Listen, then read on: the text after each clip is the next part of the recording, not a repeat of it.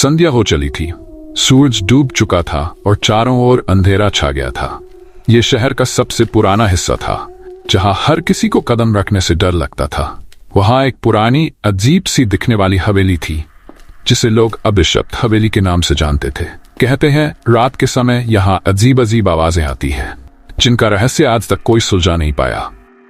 इस हवेली में अब तक जिसने भी कदम रखा वह फिर लौटकर नहीं आया। लेकिन इस बार 3 दोस्त आर्यन, तनु और निशा इस हवेली के रहस्य को सुलझाने का संकल्प लेकर वहां पहुंचे। उन्हें उस हवेली के बारे में जितना डर था उतना ही जिज्ञासा भी। रात का समय था। हवेली के दरवाजे पर धूल जमी हुई थी और चारों ओर चुप्पी पसरी हुई थी। आर्यन ने धीरे से दरवाजा खटखाया। दरवाजा चरमराहट के साथ अपने आप खुल गया। उनकी आंखों के सामने वो भयानक खाली गलियारा था, जैसे उन्हें अंदर बुला रहा हो। क्या हम अंदर जा रहे हैं? तनु ने घबराते हुए पूछा। आर्यन ने धीरे से सिर हिलाया और बिना कुछ कहे कदम बढ़ा दिए। उनके कदमों की आवाज हवेली की खाली दीवारों से टकराकर गूंज रही थी और उनकी धड़कनें तेज हो रही थी। जैसे ही वे आगे बढ़े, उन्हें एक ठंडी हवा का झोंका महसूस हुआ, जैसे किसी ने उनकी पीठ पर हाथ रखा हो।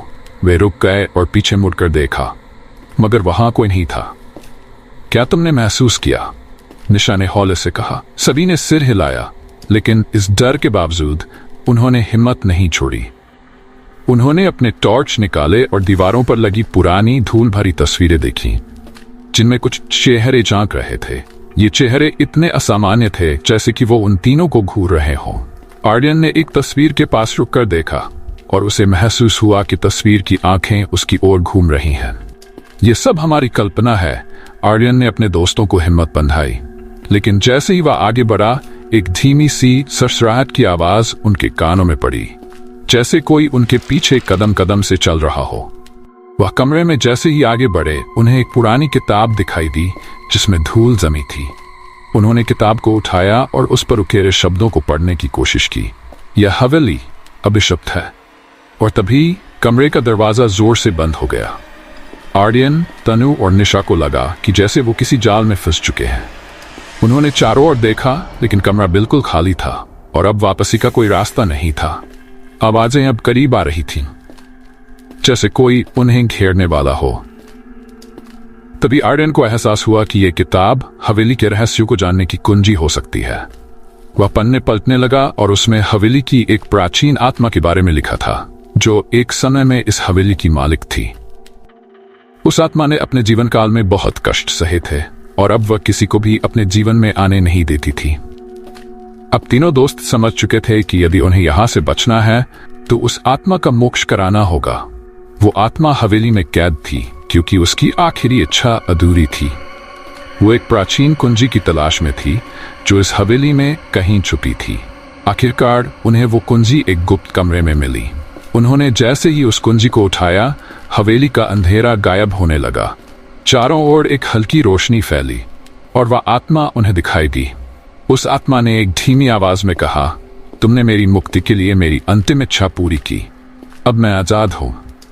उसकी आवाज के साथ ही हवेली हिलने लगी और तीनों दोस्त दौड़ते हुए बाहर आ गए। जैसे ही वो बाहर निकले, हवेली की दीवारें खुद ब खुद गिरने लगी और हवेली हमेशा के लिए मिट गई। अब यह भयानक हवेली एक खूबसूरत बगीचे में तब्दील हो चुकी थी और उनकी जिंदगी में एक नया सबक देकर चली गई। कुछ महीने बीत गए। अभिशप्त हवेली के गायब होने के बाद आर्यन, तनु और निशा की जिंदगी पहले जैसी हो गई थी। लेकिन क्या सच में? रात के अंधेरे में निशा को अक्सर वही हवेली सपनों में दिखाई देती। हर बार वह हवेली एक अलग रूप में आती, कभी धुंध में छिपी, कभी सुनसान बगीचे के बीच में खड़ी हुई। एक दिन जब तीनों दोस्त कॉलेज से लौट रहे थे, उन्हें एक बूढ़ा आदमी मिला। उसके हाथ में वही किताब थी जो उन्होंने हवेली में देखी थी। उस बूढ़े ने किताब की ओर इशारा करते हुए कहा, क्या तुम जानते हो कि यह हवेली एक बार फिर से जिंदा हो चुकी है? आर्यन ने उसकी बात को मजाक समझा, लेकिन निशा और तनु के चेहरों पर डर का साया मंडराने लगा। क्या मतलब? तनु ने डरते हुए पूछा। बूढ़े आदमी ने धीरे से मुस्कुराते हुए कहा, इसका मतलब है कि हवेली के रहस्य अभी पूरी तरह से खत्म नहीं हुए हैं। बूढ़े आदमी ने किताब खोली और एक पृष्ठ को दिखाया जिसमें लिखा था, जो आत्मा मुक्त होने से पहले अंतिम इच्छा पूरी कर सके वह बार बार लौटेगी। आर्यन, तनु और निशा को समझ नहीं आया कि इसका क्या मतलब हो सकता है। पूरा आदमी धीरे से कहने लगा, तुमने उसकी मुक्ति के बारे में सोचा, लेकिन उसके अंदर की असली पीड़ा को नहीं समझा। अब हवेली का हर हिस्सा उस आत्मा के पुनर्जन्म का प्रतीक बन चुका है। निशा का मन अचानक अजीब सा होने लगा, जैसे कोई चीज उसे फिर से हवेली की ओर खींच रही हो। उस रात निशा ने एक और डरावना सपना देखा। वह खुद को उसी हवेली में फंसी हुई पाती है और हवेली का हर कोना जैसे उसे निगलने को आतुर हो। अगली सुबह तीनों दोस्तों ने तय किया कि उन्हें एक बार फिर से उस जगह पर जाना होगा जहां हवेली थी। वहां पहुंचते ही उन्होंने देखा कि जहां पहले खाली बगीचा था, वहां अब एक अजीब सा दरवाजा खड़ा था। आर्यन ने दरवाजे के पास जाकर देखा, दरवाजे पर किसी की उंगलियों के निशान थे। ये कैसे संभव है? आर्यन ने कहा, क्या इसका मतलब है कि हवेली का जादू अब इस दरवाजे के पीछे है? तनु ने धीरे से पूछा। उन्होंने हिम्मत जुटाई और दरवाजे को खोला। जैसे ही दरवाजा खुला, उनके सामने एक रहस्यमयी गलियारा आ गया, जो कि पहले कभी नहीं था। वो गलियारा उन्हें खींचता जा रहा था और उनके कदम अपने आप उस गलियारे में बढ़ने लगे। गलियारे के अंत में एक कमरा था। कमरे के अंदर एक विशाल शीशा लगा था, जिसमें अजीब अजीब आकृतियां दिखाई दे रही थीं। वह शीशा किसी जादुई दुनिया का द्वार लग रहा था, जैसे वहां कोई दूसरी दुनिया हो। अचानक उस शीशे में हवेली की पुरानी मालकिन की छवि दिखाई दी। उसने गंभीरता से कहा, तुमने मुझे आजाद नहीं किया, तुमने सिर्फ मुझे और अधिक कष्ट में डाल दिया है। आर्यन ने हिम्मत करके पूछा, क्या तुम्हारी कोई ऐसी इच्छा थी जो हम पूरी नहीं कर पाए? आत्मा ने कहा, मैं यहाँ इसलिए अटकी हूँ क्योंकि मेरा सबसे प्यारा गहना इस हवेली में कहीं छुपा है। उसे पाने के बाद ही मैं पूरी तरह मुक्त हो सकती हूँ। अब तीनों दोस्तों ने तय किया कि वे उस गहने को खोजकर आत्मा को अंतिम मोक्ष देंगे। उनकी खोज फिर से शुरू हुई। हवेली के अलग अलग हिस्सों में जाकर उन्होंने हर कोना खंगाला, लेकिन हवेली की रहस्यमयी शक्तियां उन्हें हर बार उलझा देती। तभी निशा को एक बंद कमरे के दरवाजे के पीछे से किसी के सिसकने की आवाज सुनाई दी। उसे दरवाजा खोलने में डर लग रहा था, लेकिन आर्यन और तनु के साथ मिलकर उसने दरवाजा खोला। अंदर एक पुराना खूबसूरत हार रखा हुआ था, जो किसी राजकुमारी का प्रतीत होता था। उन्होंने उस हार को उठाकर आत्मा की तस्वीर के सामने रखा। जैसे ही हार ने उसकी आत्मा को छुआ, हवेली में एक तेज रोशनी फैल गई। आत्मा ने कहा, अब मैं स्वतंत्र हूं, तुमने मेरी अंतिम इच्छा पूरी कर दी। तीनों दोस्त देख रहे थे कि वह आत्मा एक हल्की रोशनी में बदलकर हवा में विलीन हो गई। हवेली का डरावना रूप अब पूरी तरह समाप्त हो चुका था। आर्यन, तनु और निशा ने एक बार फिर हवेली से बाहर कदम रखा, और इस बार हवेली हमेशा के लिए गायब हो चुकी थी। कुछ समय बीत गया। हवेली का डर अब धीरे धीरे आर्यन, तनु और निशा की यादों से मिटने लगा, लेकिन कुछ ऐसा था जो निशा को अब भी परेशान कर रहा था। वह सपनों में बार बार वही पुरानी हवेली देखती। अब भी उसे महसूस होता जैसे कोई उसे पुकार रहा हो।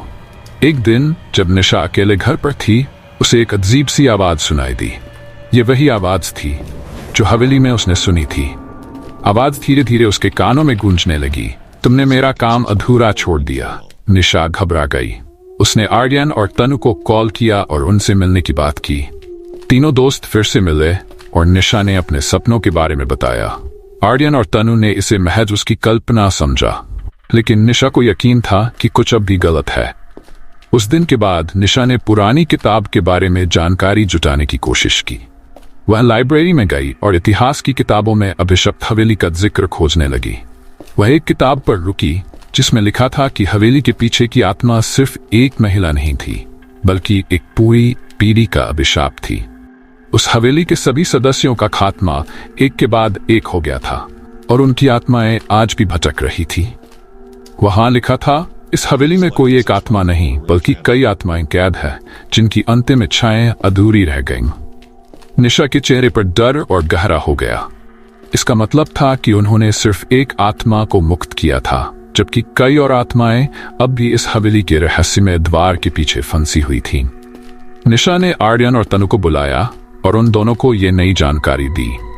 आर्यन ने थोड़ी झिझक के बाद कहा, अगर ये सच है तो हमें एक बार फिर से वहां जाना होगा, लेकिन इस बार और भी अधिक सतर्क रहना होगा। तीनों ने तय किया कि रात के समय जब हवेली का जादू सबसे मजबूत होता है, वे वहां फिर से जाएंगे। रात के अंधेरे में वे उसी जगह पहुंचे जहां आखिरी बार हवेली का दरवाजा देखा था। वहां फिर से वही पुराना दरवाजा खड़ा था, पहले से भी ज्यादा भयावह और रहस्यमय। जैसे ही वे दरवाजे के अंदर कदम रखते हैं, उन्हें एक बड़ा हॉल दिखाई देता है जिसमें सैकड़ों तस्वीरें टंगी है। हर तस्वीर में किसी न किसी व्यक्ति का चेहरा है, जिनकी आंखें उनकी तरफ देख रही हैं, जैसे कि वे मदद की पुकार कर रहे हों।